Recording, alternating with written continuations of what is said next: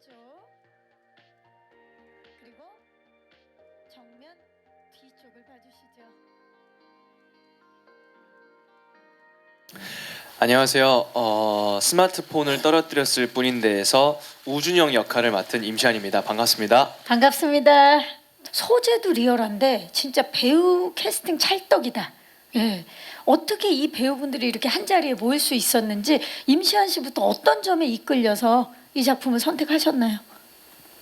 저는 우선 이 대본을 보게 된 결정적인 이유가 희원 형님 김희원 씨. 덕분이었어요. 네. 희원 형이 그 먼저 저한테 같이 차 한 잔 마시자고 연락이 오셨어요. 네.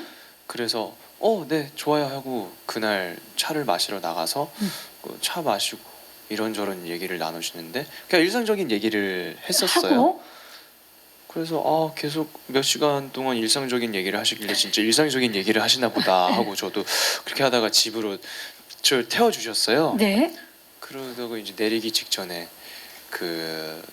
이 영화가 있는데 네. 제가 맡으면은 잘 어울릴 것 같다. 같다라고 이렇게 말씀해 주시더라고요. 와. 그렇게 해서 대본을 보고 이 대본이 좀 짜임새가 되게 좋았던 기억이 나요. 그래서 한 자리에서 그 자리에서 쭈루룩 다 읽었는데 네, 되게 그 인상이 강렬해서 그 기억 때문에 이거를 하게 됐습니다. 차 마시는 3시간 동안 전혀 그런 얘기 없으시다가 안 하셨어요. 네. 집 앞에 내려주면서 네. 넌지시 얘기를 하고 네, 네.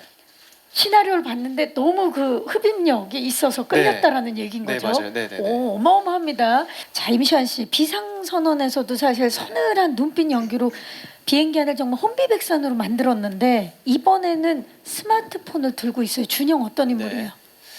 준영은 상대방의 스마트폰을 주어서 스파이웨어를 깔고 그 해킹을 해서 상대방의 그 아이덴티티를 뺏어오는 역할인 거죠.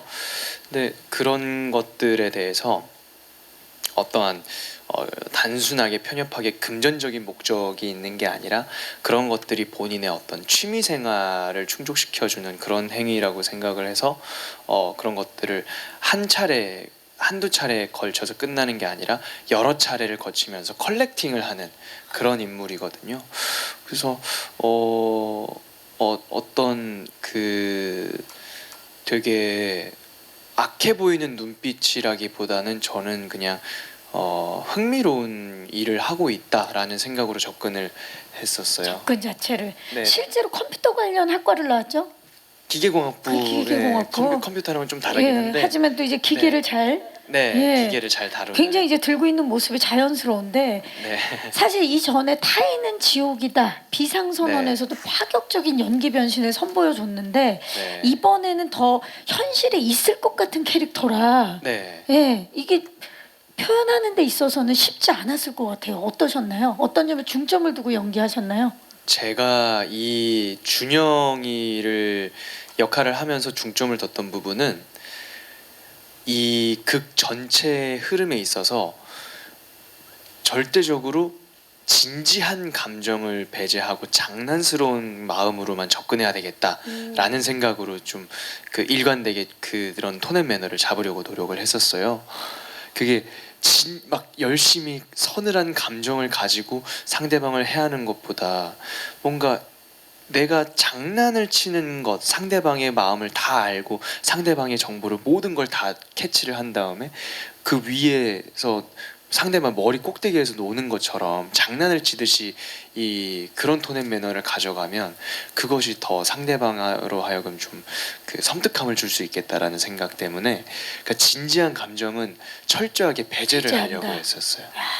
그러니까 저희 두 번째 해시태그가 소름 돋는 두 얼굴이거든요. 그야말로 맑은 눈의 광인이라는 말이 너무나 잘 어울리는 그런 인물이 아닐 수가 없는데 평범함 속에 도사린 그 악, 그렇기 때문에 더욱더 섬뜩한 우리 임시완 씨의 연기 변신 기대를 안 할 수가 없습니다.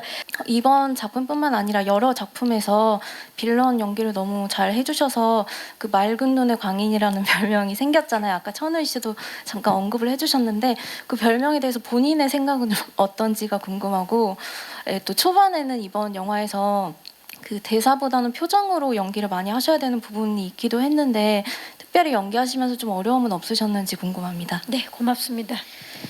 어떻게 생각하세요? 그 빌런 역할에 대해서 그 타인은 지옥이다라는 작품부터 해서 비상선언 그리고 이 스마트폰을 떨어뜨렸을 뿐인데 이 작품 3개 정도를 보시고 이제 그 좀 어떤 빌런에 대한 어떤 인식이 좀 생기기 시작하는 것 같은데 사실 윤종호 같은 경우는 타인은 지옥이다 같은 경우는 좀 빌런이라고까지는 생각을 안 하고 있고 그러니까 그러면 이제 비상선언과 이 스마트폰을 떨어뜨렸을 뿐인데 이 두 가지가 이제 확실한 빌런이라고 볼 수 있는데 이게 공교롭게도 이 촬영 공개가 거의 좀 비슷한 시기에 맞물려서 하게 돼서 그래서 더 이 빌런을 자주 하게 되는 것인가라는 생각을 할 수 있을 거라고 생각을 해요. 그래서 그 맑은 눈의 광인이다 뭐 그런 거에 대해서는 일단 좋게 봐주신 것 같아서 감사하게는 생각 드는데 실제의 그 느낌과는 전혀 저는 비슷하지 않고 그 또 이제 제가 선역을 맡고 하면 그 이제 선역에서는 또 진짜 정말 맑은 눈의 광인이 아니라 정말 그냥 선역의 모습 그대로 이제 나올 수 있지 않을까 제가 기대를 하고 있거든요. 그래서 네.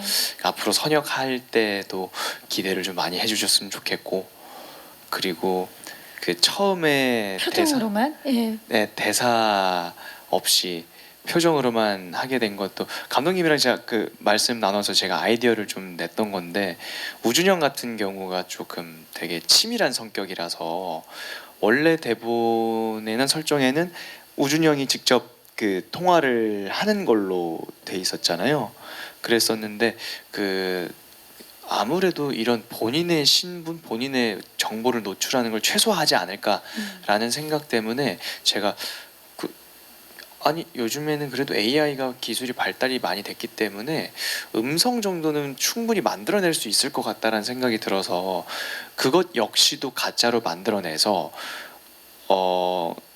본인의 정보를 노출을 최소화시킬 것 같다라고 말씀을 드렸고 제안을 드렸는데 그 감독님이 또 흔쾌히 그거를 그 부분을 제안을 시연시켜 주셔서 그래서 그 덕에 제가 오히려 편했죠. 대본이 좀 약간 대사를 외울 게 많이 줄어들어서. 원래 그것도 다 했어야 되는데. 네네 다 그것도 이제 대사 톤 잡고 막 그렇게 연구를 했었어야 됐는데. 네, 어려움보다는 편했다라고 지금 네네. 얘기를 해주셨어요. 좋습니다. 맑은 눈의 광인이 아니라 진짜 맑은 눈의 소유자로 앞으로 또 기대를 해보면서 네, 2월 17일에 전 세계 190여 개국에서 동시 개봉을 한다고 들었습니다. 매우 기대를 많이 하고 있고요.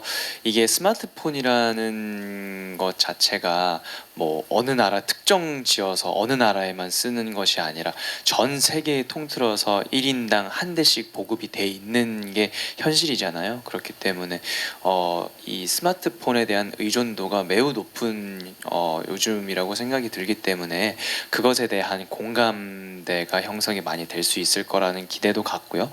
그리고 그것으로 인해서 현실 밀착형 그런 공포감도 많이 느낄 수 있을 거라고 생각합니다. 많은 기대 부탁드리도록 하겠습니다. 감사합니다. 네, 감사합니다.